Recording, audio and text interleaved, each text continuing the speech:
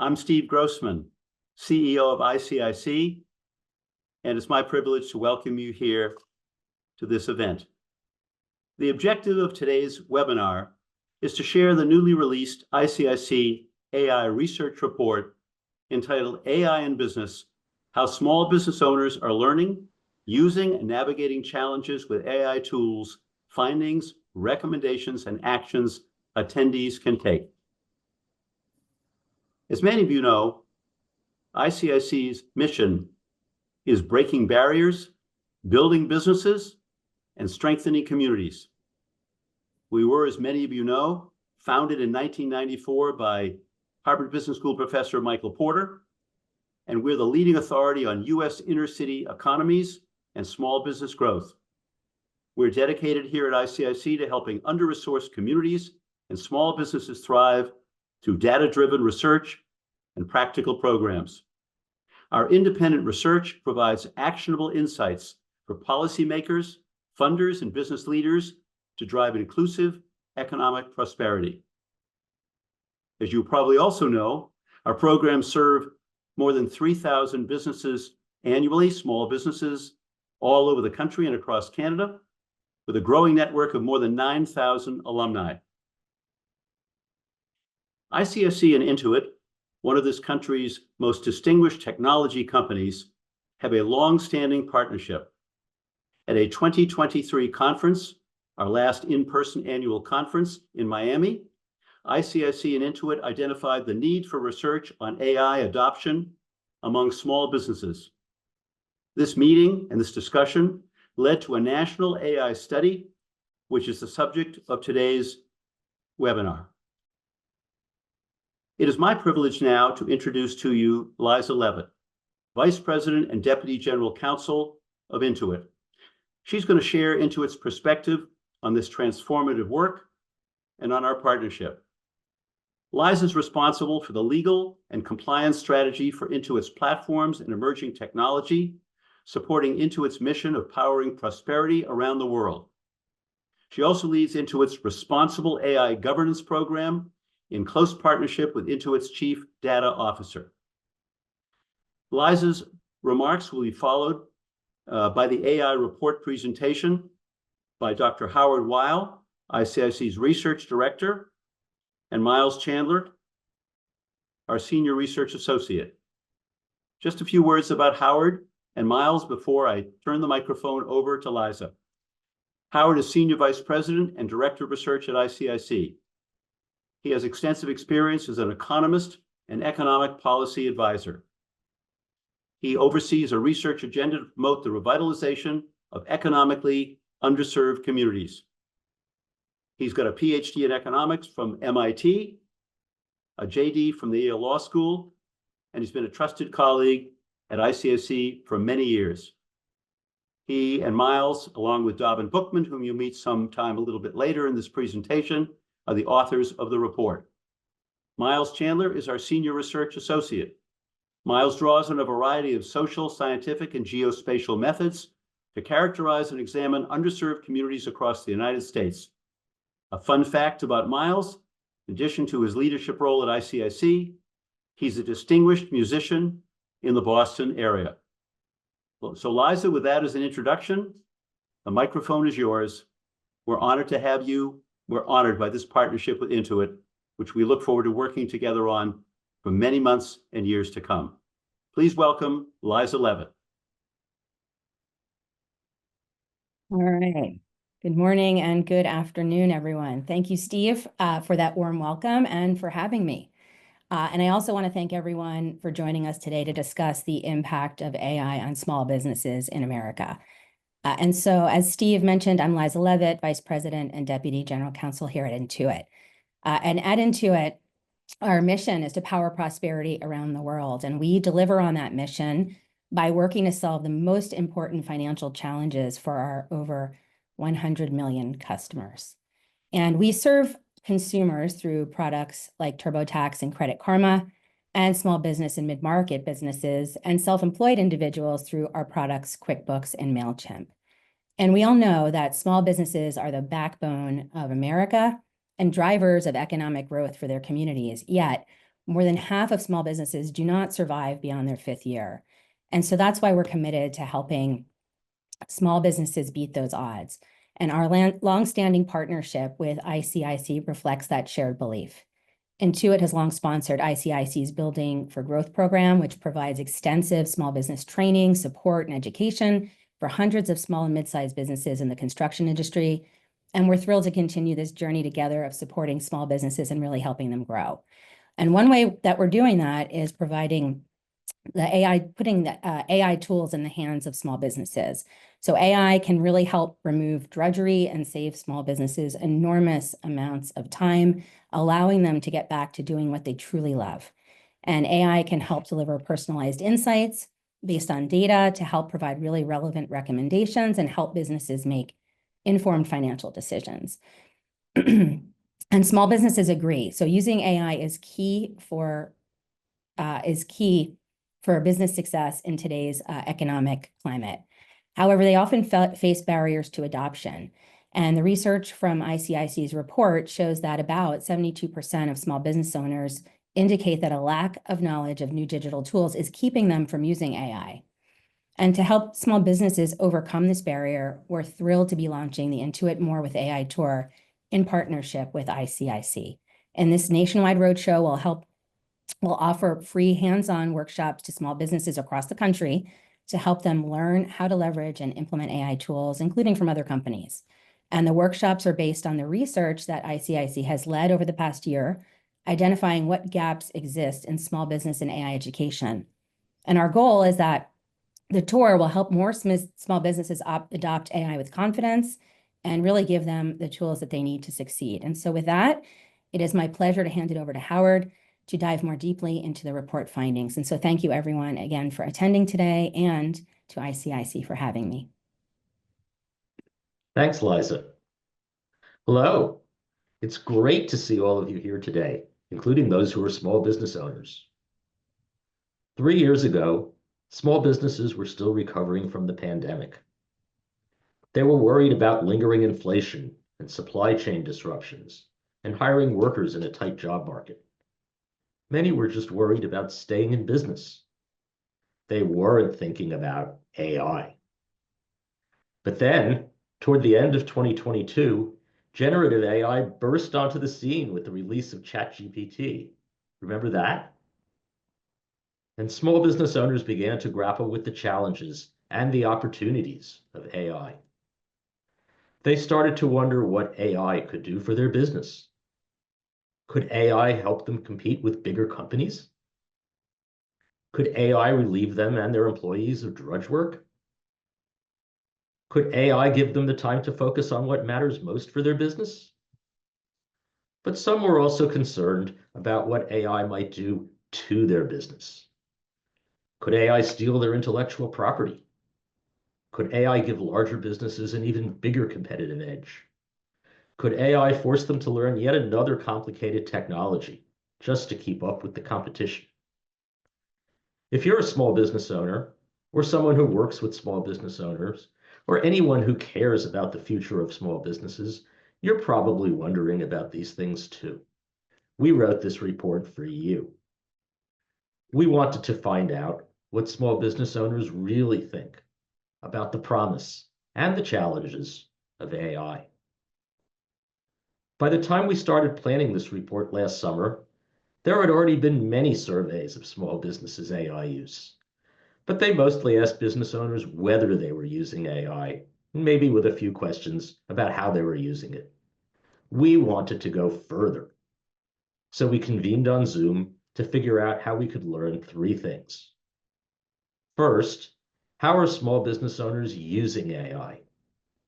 Second, how are they learning about AI? And how would they like to learn about AI in the future? And finally, what barriers are they facing in using and understanding AI? We knew we needed to find out how small business owners are thinking about these questions. What are their hopes? What are their fears? And how are they actually using and learning about AI day to day? We seek to help small businesses use AI to become more productive and more competitive. We brought together focus groups of small business owners so we could sit around a table with them. We flew to the Atlanta, Des Moines, and Los Angeles metro areas. We talked to small business owners of all kinds, both in person and online, dozens of them. Then we created a survey and launched it last August. We sent it to business owners in ICIC's and Intuit's networks, and they sent it to others that they knew. We thought we'd be lucky to get 600 responses, but really, we expected more like 300. Midway through the month, we saw we passed our target. By the time we closed the survey at the end of the month and opened the spreadsheet row by row, we saw that more business owners than we'd ever imagined had responded. Over 3,700 of them. Small business owners from all over the country were eager to share their experiences about AI. What did we find? My colleague, Miles Chandler, Senior Research Associate at ICIC, and one of my co-authors on the report, will tell you. Thanks, Howard. And hello, everyone. Good morning or good afternoon. I'm Miles Chandler, and I'm going to share some findings from our research that I hope will be most immediately useful to you as small business owners and people who think about issues that small businesses may face on a daily basis. So I'm going to touch on three things. First, how small businesses are currently using AI. Second, factors that limit some small businesses from using AI. And third, how small business owners have learned about AI and what they'd most like to learn about it going forward. So first, I'd like you to estimate what percentage of small businesses you think currently use AI. And as we found out, it's probably higher than you might imagine. 89% of small business owners say somebody at their company currently uses AI. I think this is fairly remarkable. So only a few years into AI being commercially available, as Howard mentioned, most small businesses already indicate that they or somebody at their company use it. And I think this suggests a real willingness on the part of small business owners to try cutting-edge technologies that may boost their competitive advantage. This is also borne out in the data. In addition to it being pretty widespread, as we see, people indicate that there are real benefits to using AI as a small business owner. So over 60% of small business owners say that they've seen improvements both in employee productivity and job satisfaction since adopting AI. So in addition to understanding how current usage of AI is and the positive effects that it might be having, we also wanted to figure out how small businesses are specifically implementing AI within their companies and their organizations. So we asked generally who at a small business uses AI tools. And in most cases, it seems that AI seems to be catching on first among more senior employees and working its way down through the company. As we see here, 40 to 50% of business owners said that higher level management or business owners at their company use AI, whereas only about 15 to 30% of interns and entry-level workers use it. Now, because we only surveyed business owners who, if we're being honest, probably don't know what interns are doing every moment of their day, we may be slightly understating AI use by less senior employees. But other research tells us that new technologies tend to be more effective if employees from all levels of a business have a say in the implementation process. So because they're more integrated into the everyday work streams of a company, having feedback from employees at all levels is actually really useful for making sure that the new technology is as effective as it can be. And there's a lot on this in the report, which I'll urge you to go read after this. It's been linked in the chat, and it's also published on our website. So while it's true that a majority of small businesses seem to be embracing artificial intelligence in some sort of way, our data also tell us that some small businesses face barriers to effectively implementing these new technologies. Throughout this research, we were pretty surprised at how sophisticated a lot of small business owners already are with AI. Throughout the focus groups, they taught us things that we didn't know as the people who are beginning a whole program on AI use. And they showed us some really creative use cases that small businesses have come up with. This whole process was super illuminating, but I think there are equally important lessons to be learned from the people who aren't as confident using AI or don't use it altogether. So here's a few important points that we found out on barriers to AI use by small businesses. First, here's what we learned about what's keeping business owners from implementing AI altogether.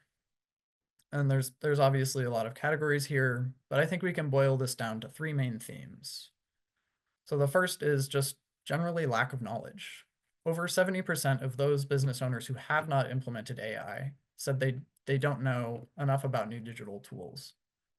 An additional 9% said they're just too complex to use. The second main theme that I see in this data is concerns about information security. So around 30% of business owners who have not implemented AI said they don't know how to keep sensitive data safe when using AI and would just rather not interface with it. And finally, some business owners said that the costs or the burden of implementation seem like they still outweigh the benefits of AI. So 33% of business owners who haven't implemented it say that AI tools are just not useful, and that 23% said that AI tools are too expensive, and an additional 26% said that they're too time-consuming to implement. So as lack of knowledge is far and away the biggest barrier, remember, like over 70% of small business owners, we wanted to identify some reasons that small business owners feel they can't understand AI or they don't have the capacity to learn about it. Again, as we see, we heard a lot of different stories on this topic, but I think two important themes here emerge. So the first revolves around the speed and complexity of AI development. This is changing at like a pretty breakneck speed right now, as I'm sure we all know. And 31% of business owners agreed with that. They said that AI is changing too quickly for them to understand it. An additional 29% that said that the complexity of information involved in AI topics is a barrier to understanding it. So AI is moving really rapidly, and it seems like a pretty complex topic. That's making it a daunting thing to try and understand. The other major barriers to understanding AI were related. Oh, can you go back, please? The other major barriers to understanding AI were all related to a lack of access to the right sort of information or a lack of useful modes of learning about AI.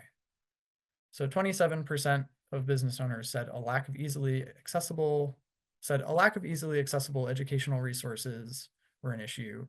23% mentioned a lack of access to experts, and around a third brought up something that I'm sure resonates with all of you today, which is just a lack of time. Next slide, please. So this comment on lack of time as a barrier to understanding AI struck us as particularly important. So we once again dug a little deeper into our data. Here we've broken out the responses to this question by the size of business, so the number of employees that a business owner said their company has. When we compare the answers of the businesses with the most employees to the responses of business owners with fewer or no employees, lack of time is a much more common barrier for smaller businesses. As we see at companies with 100 or more employees, only around 19.5% said that lack of time is a barrier to them improving their understanding of AI, whereas at non-employer businesses or companies with no employees, nearly half, around 41%, said that lack of time is a barrier to improving their understanding of AI. And so this suggests that smaller businesses may just not have the capacity to experiment with AI tools or stay up to date. They may not have the same access to these advantage multiplying tools that larger businesses do. And in the long run, this may actually be something that would put them at a disadvantage. So I think together, these findings tell us that effective small business education around AI needs to be designed to fit into the busy schedules of entrepreneurs. It needs to be extremely flexible, and it needs to consider the smallest businesses first. So lastly, I'd like to share some things we found out about how small businesses learn about AI and some topics they would find especially valuable. So when many of us go about learning a new topic, or particularly one that would help us in our work, I think our first instinct is to turn to the best or most trusted resource that we can find.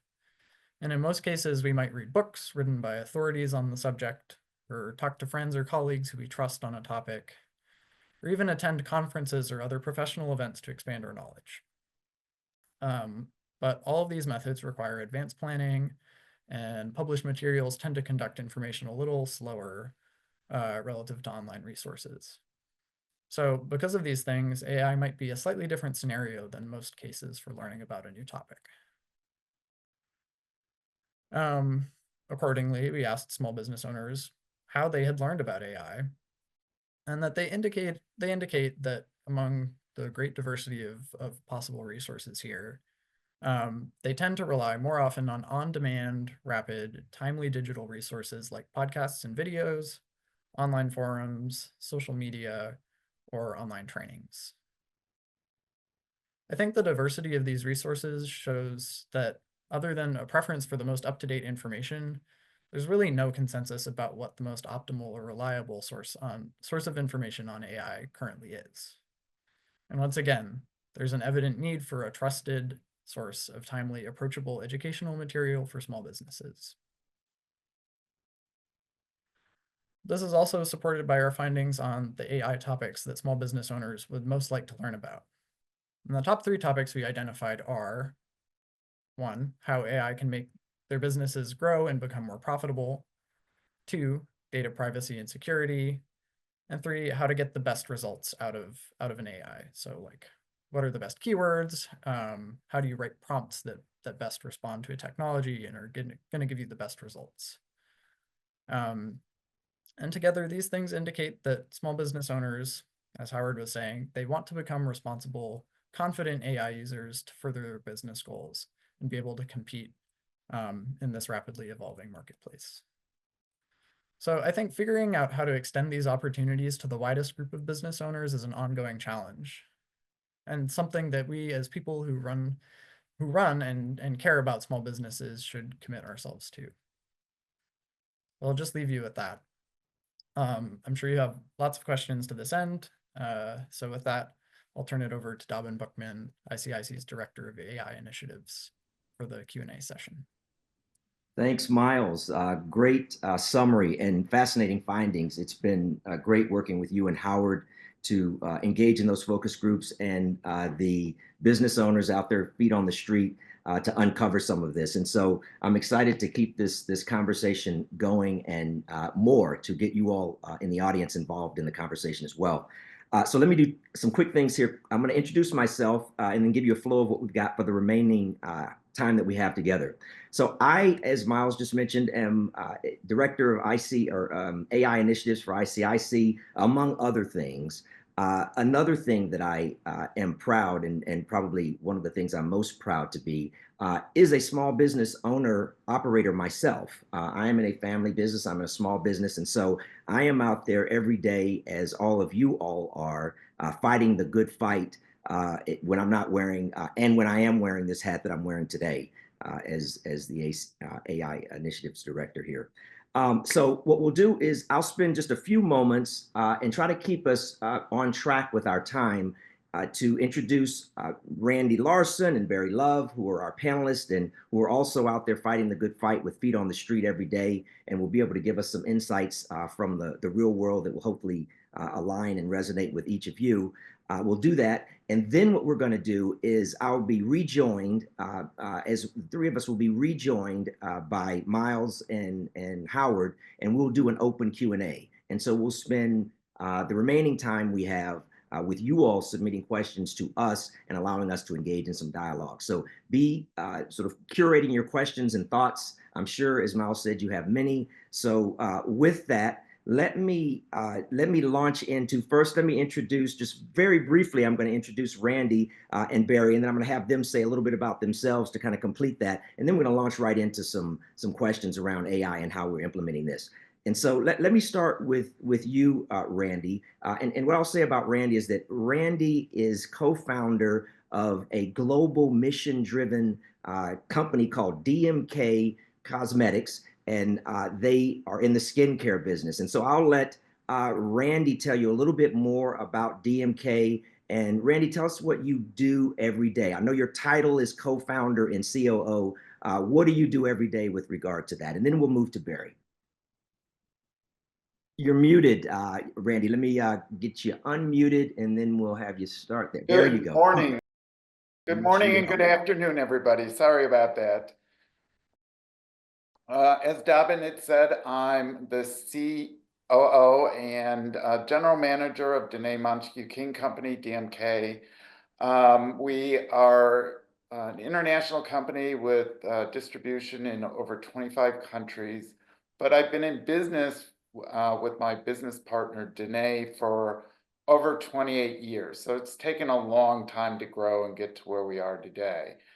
My day-to-day is still, as a small business with about 53 employees, I'm still involved in almost every aspect of the business, which, you know, that can be a lot. And so I wear a lot of different hats. When Steve first invited me to participate in this, I kind of questioned why, because I'm certainly no expert on AI. But I think that's the point of this, is that most of us as small business owners have a limited understanding and experience with AI. So I'm glad to be participating and hope I can share my experiences and hopefully all gain some knowledge from this. Thank you. Sure. Thank you, Randy. Limited experience and limited bandwidth as well. So we'll get into that. Thank you. Barry and I have danced before in this forum, so we'll see how we do. Barry Love, why don't you introduce yourself? Barry's formal title is Director and Market President of Get Real-Time Feedback. Barry's a serial entrepreneur. Check his LinkedIn page. I just keep scrolling to see all the things he was involved in. What do you do day to day, Barry, at Get Real-Time Feedback? What's that about? Thank you, first and foremost, and good afternoon, good morning to all. I'm very proud to lead a relatively newer firm. We were established in 2020, right about the time of the pandemic. So Get Real-Time Feedback.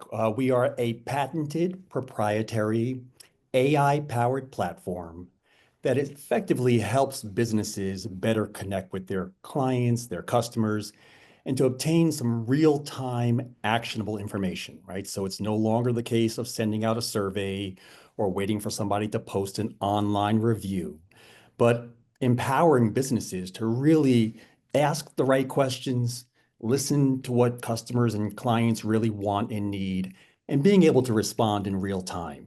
And there's an additional component of our platform that allows businesses, once they've engaged with that customer base, to really drive 5-star reviews. And we all know how important reviews are for every business. So that's effectively what we do. I will mention that we've embraced AI, as I spoke about opening our door in 2020.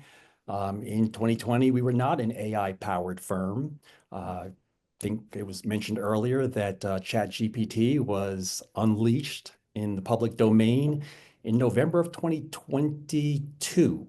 So we quickly adopted ChatGPT. We've imported other generative AI models into our platform, and we've evolved to where we are now.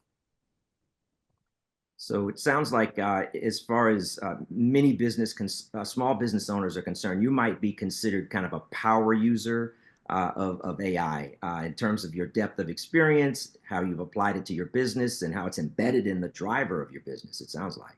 I would agree with that. I would say that we primarily are using AI to dissect data, right? So for us, it became a great equalizer, understanding that in prior eras or prior period of time, it was only major billion-dollar corporations that had the budget to really dissect data.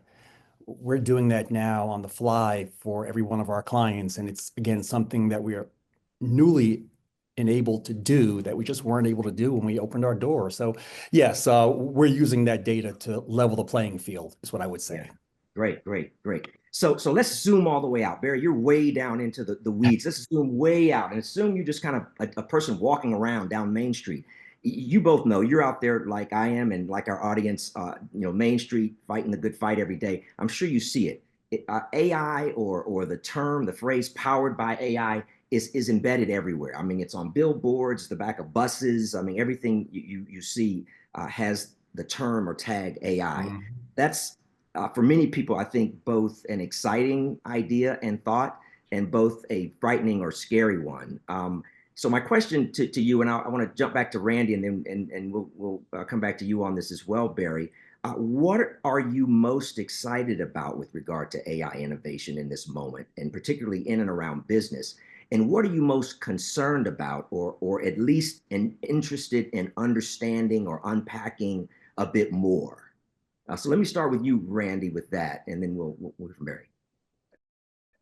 So personally, I think for our business, I'm really excited about future potentials. I mean, we have some limited use of AI currently with things like ChatGPT.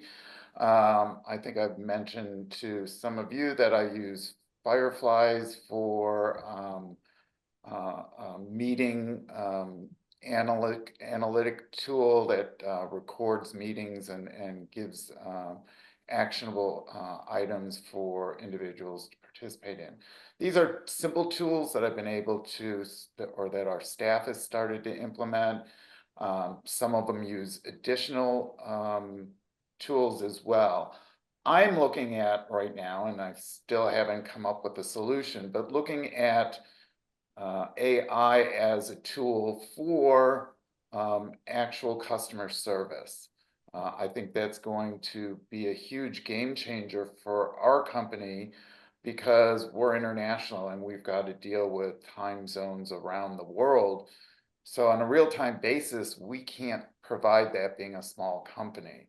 If we start using AI, I think we have a dense amount of information that we can actually put into AI to develop a customer tool that will allow them to access this on their own time when they want it and immediately. So I think that's going to be a great tool. I think some of the concerns with AI, number one, the bigger companies have access to much greater resources in terms of dollars, time, to invest in AI. So for our company being small, we need to find tools that are kind of already developed that we can jump in, that do not take the elaborate amount of hours or investment to implement.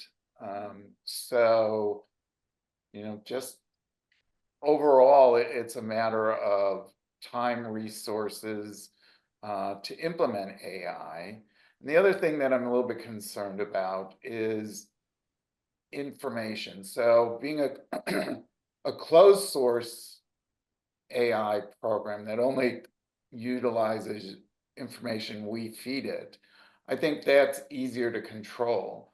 But a lot of the programs out there are open-based, so they're scouring the internet. I think the concern there is the amount of misinformation that's out there on the internet, personal information or data security, as well as ethical issues. So there's a lot to unpack there. I'm excited because I think there are tools that small businesses like myself can utilize and can improve efficiencies as well as the customer experience. But there are some concerns overall with AI. Mm-hmm.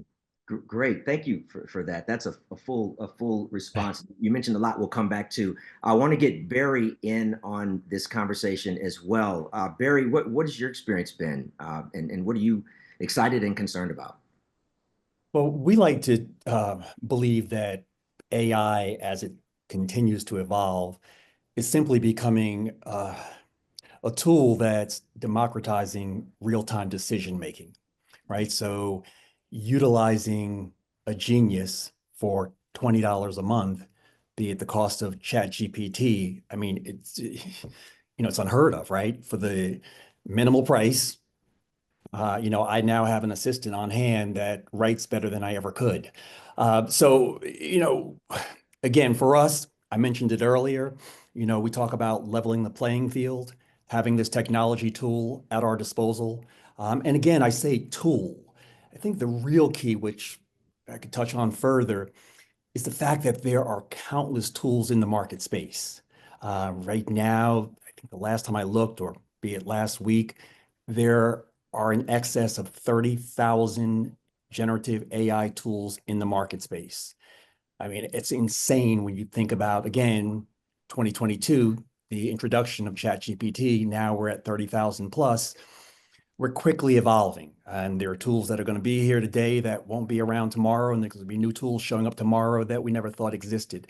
But again, to directly answer your question, one of the concerns that I do have is over-reliance upon AI, where people are becoming emotionally detached, feeling as though this technology can replace human interaction, right? So there's that great concern that when I speak with any prospective client or current client, how much of our AI is going to replace their personnel.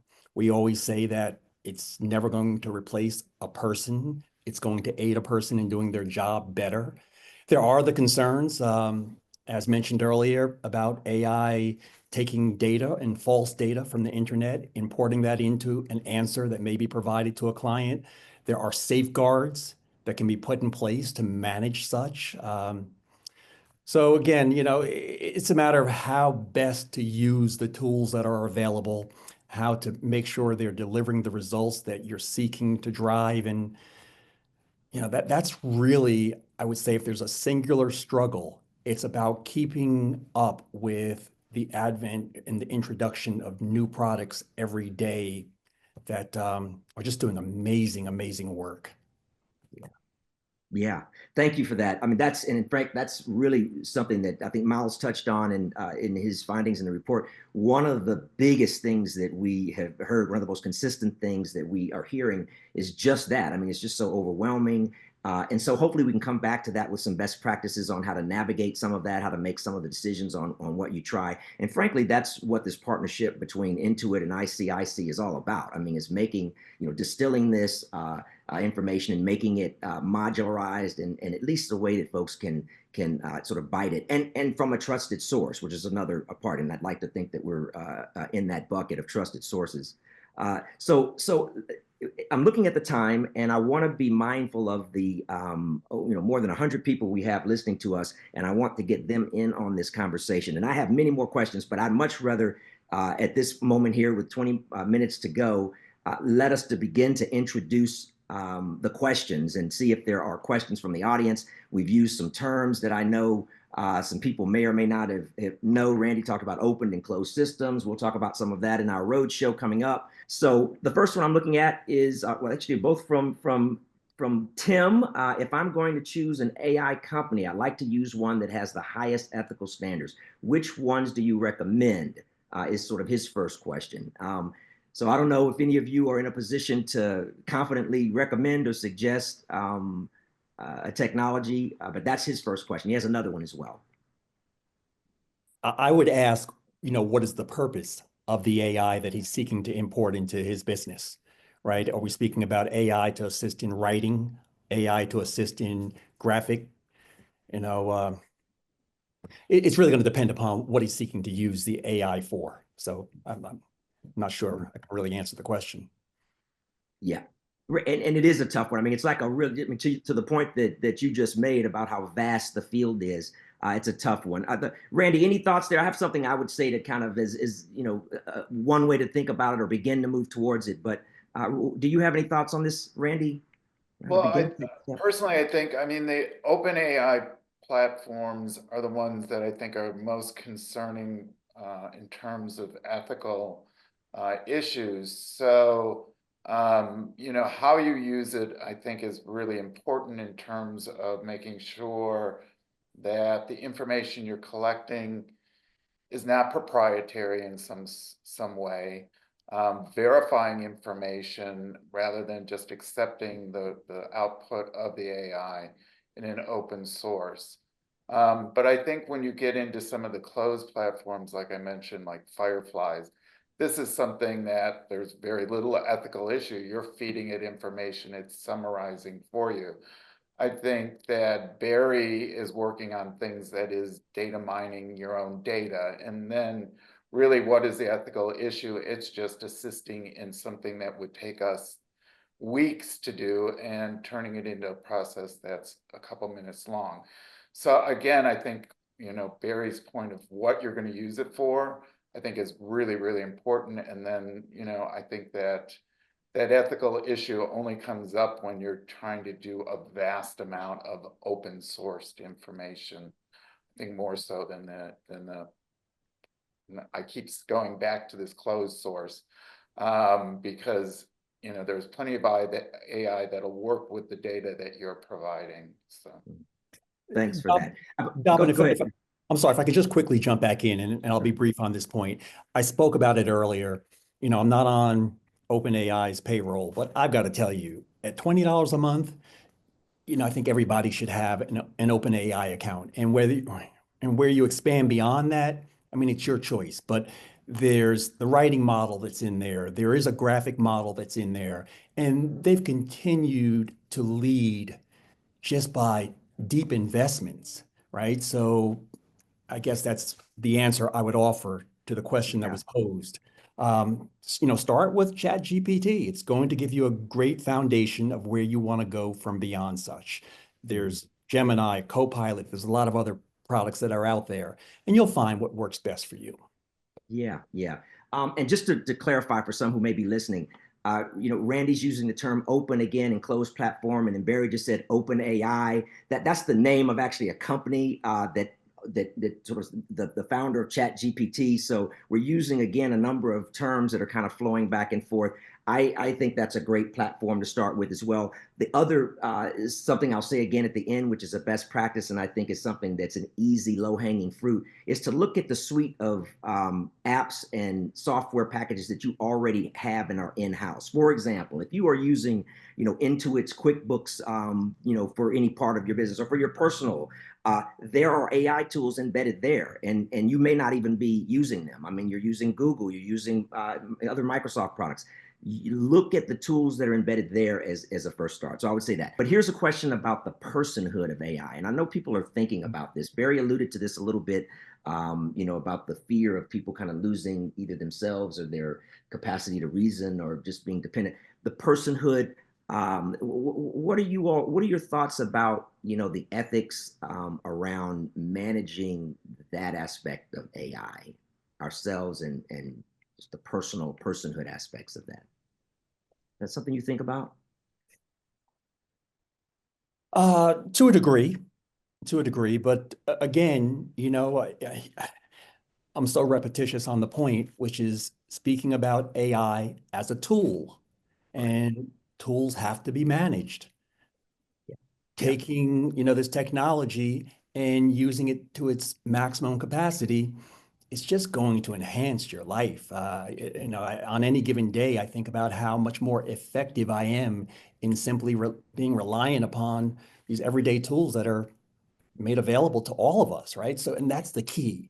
They're made available to all of us, and we're able, for minimal investment, have just a wealth of knowledge that was otherwise unavailable.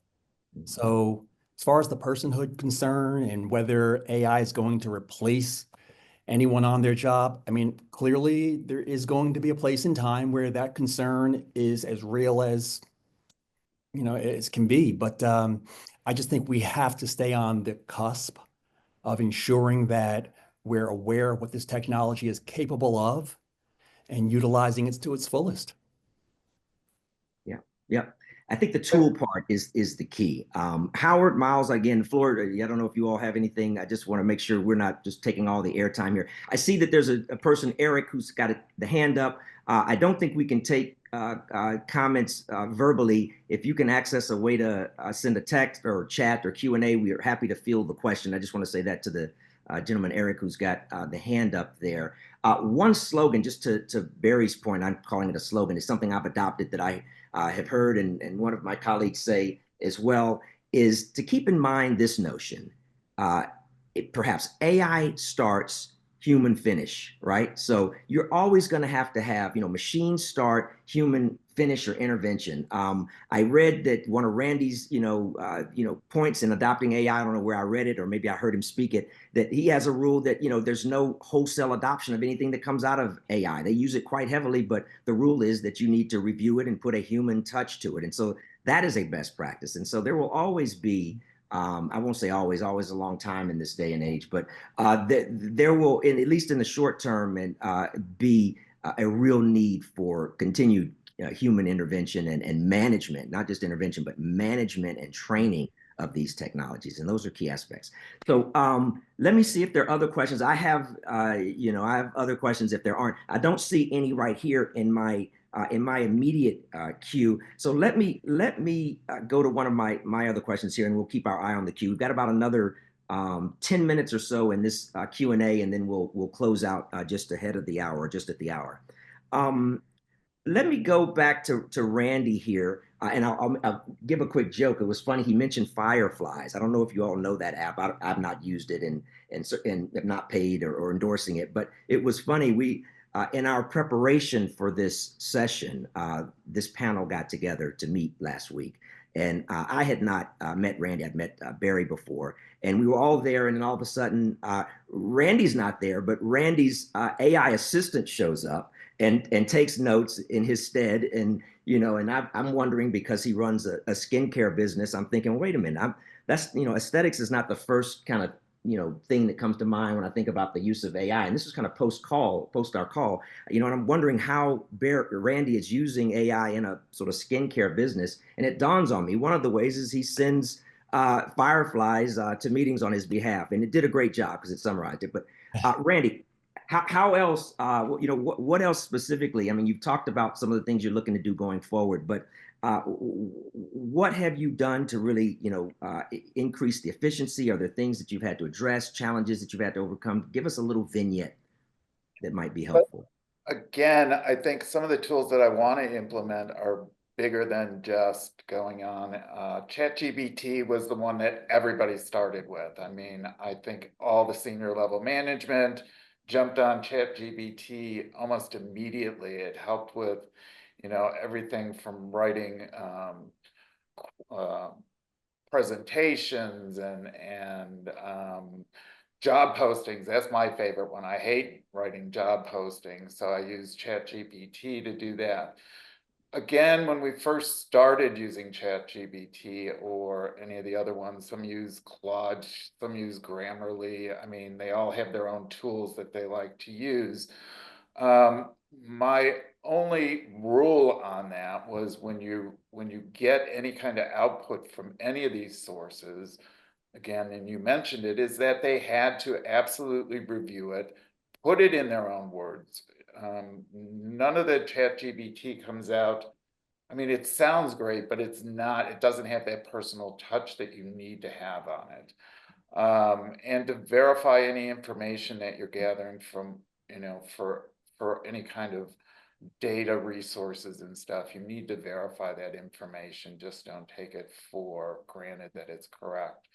The other things that I've found is that in our marketing department, Adobe has some great AI tools already built in. Those are going a long ways towards making them more efficient. And I have a life partner who's a photographer, and he's found an AI tool that edits photos, and it learns from his editing style. It has learned his editing profile, and he feeds in thousands of photos now, and it gets it 80% to finished product and saves him at least 75% of the time editing photos, which used to be one of the largest time-consuming portions as a photographer for him. So he loves AI right now. I mean, he's loving it. So I think there's a lot of tools that you can utilize based on your business.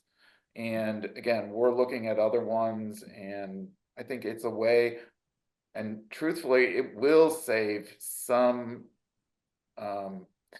in terms of staffing. It'll mean we'll probably need to hire less. I don't know that we'll actually fire anybody over AI, but I think going forward, it can definitely reduce the number of staff you'll need to get the same kind of output that you're getting now. Yeah, great. Well received. There are a couple other questions that have come in. Let me see if I can field one or two of these before we get to our last and wrap, bringing Steve back up.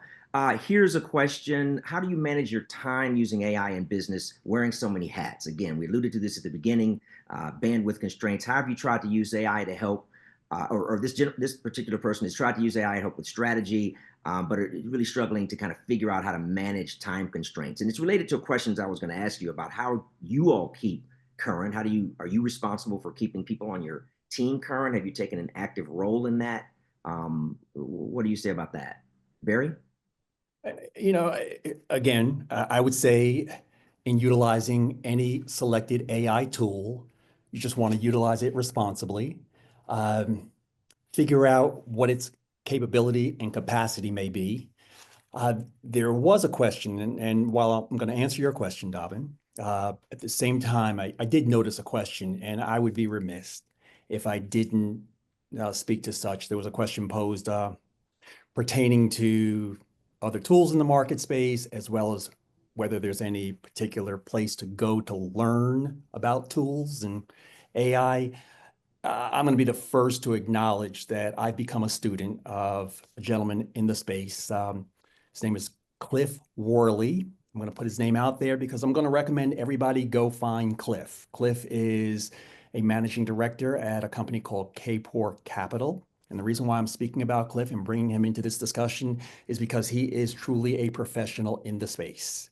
I've taken a lot of what I've learned from him and imported it into my business model. But in answering your question directly, I do, as Cliff has advised, I spend a good 1, 2, 3 hours a week learning new AI, trying to stay abreast of what's been introduced to the market space. So I'm managing my time by seeking to look at all the available tools, figure out which ones work best for me, which ones are affordable, which ones could I import into my business practice, and just really giving it a go. You know, I'm never going to be afraid of trying something new because I'm recognizing that at the end of the day, there are people who are significantly smarter than I that are developing these tools with an intended purpose. So if I'm trying to figure out how do I best improve my efficiency on any given day, I'm going to look at what tools that have been built for me to do just that. So again, I say, don't be afraid of what's on the market space. When I mentioned 30,000 tools earlier in my presentation, yeah, there's 30,000 tools, and that number is going to increase exponentially by the fact that some of those tools are simply built to build other tools, right? So there are coding tools that are now out there that are helping individuals write more AI programs. But use responsibly and don't be afraid. Dive deep. You can't get hurt. You know, you've just got to watch what you're doing and just stay in control. Great advice. In fact, you kind of capsulated my last question. I'll give you a chance to maybe come back to it when I go to Randy here. But one of the things I pride myself on in these conversations is trying to keep things actionable, tactical, you know, things that you can really apply immediately in your business. And so as a business owner, as folks listening, I want to give each of you an opportunity to give advice to the folks that are listening, that are wading cautiously through this and trying to navigate the myriad of options and choices, and who want to make a smart decision about these assistive technologies. What best practices or best practice, maybe not practices, but what maybe one single best practice have you adopted as you've incorporated this? And Barry, you led with this, so let me go to Randy to give a thought and see if he has anything to add, and I'll come back to you. Well, I think one of the things you need to do is make sure that all the employees are involved. I'm not an expert in all the areas, and you know, I've got managers for each of the different departments, a marketing manager, accounting manager. So I find it more beneficial than me searching for all the answers to their specific needs in the company is to assign it to them, encourage them to go out and find the tools, and then come to present it to me afterwards. I can look at the cost, I can look at the benefits and analyze that way. But, you know, divide and conquer as far as I'm concerned. And the other thing, again, just making sure that the information that you're utilizing is accurate. And so those are, currently we don't have a formal, you know, process or procedure for AI, which is why we probably have, you know, 7 or 8 different AI tools being utilized by different individuals. And I think that, you know, for bigger ones that are going to be customer service facing, it'll be much more important that I stay involved in those. But there are so many tools, as Barry mentioned. Most of them, don't be afraid to go and try. And yeah, I think that as we grow, we're going to have to set new policies and procedures as to which ones can and can't be used. But for now, I think it's a great opportunity to find new tools that make us all more productive. That's great. Thank you. Thank you. Thank you both. I'm looking at the time. I want to do my part to do 2 things. One, leave them wanting more, which I think we've done because there are questions still in the queue. And this is just the beginning for us of this conversation. Much more to come this year, but from ICIC and Intuit together. In our last minute, let me invite our leader, Steve Grossman, to come back into the fold on screen and give us some parting thank yous and thoughts as we close this session. Thank you, Barry. Thank you, Randy. Thank you, Miles. Thank you, Howard. Thank you, all of my other colleagues from ICIC. And thank you all business owners who are in this session, the feet on the street, really making this work. We look forward to engaging you further this year. Steve, are you within earshot? There he is. I sure am. And that I would just say, start by thank yous, but with a wow. This is just a great discussion, a lot of insight. The 2 of you, along with Dobbin, really made this come alive in a real world manner. A lot of thank yous. First of all, to Liza, Levitt, and the extraordinarily talented Intuit team for supporting this important research and helping us explore how AI is shaping the future of small business. Intuit is a pioneer in so many ways, and we're privileged to be Intuit's partner on this journey every step of the way. A huge thank you to Miles, to Howard, and to Dobbin for their outstanding work in leading this research and producing such a valuable report. To Randy and Barry for sharing your fascinating insights, your real-world experience, and I mean real-world experience. That was great. Invaluable to hear from people directly who are actively engaged with this technology. And that would include you, Dobbin, running that family restaurant business down there in North Carolina. By the way, Dobbin, you probably didn't imagine when you left Harvard Business School after 17 years that you'd be doing this in February of 2025. You never know where your life is going to take you. Always. Thank you to our audience, to all the heroes out there, the small business owners who go to work every single day and build their businesses profitably and grow it and want to use AI to help do that. Thoughtful questions, engagement, your curiosity, your participation made this so impactful. 3 key actions to take next. First, stay connected. Visit ICIC.ai to stay up to date on the latest research, resources, and AI insights for small business. That's ICIC.ai. Join us in Los Angeles. We've got our Innovation Summit coming up, April 22nd and 23rd. We want you to be there.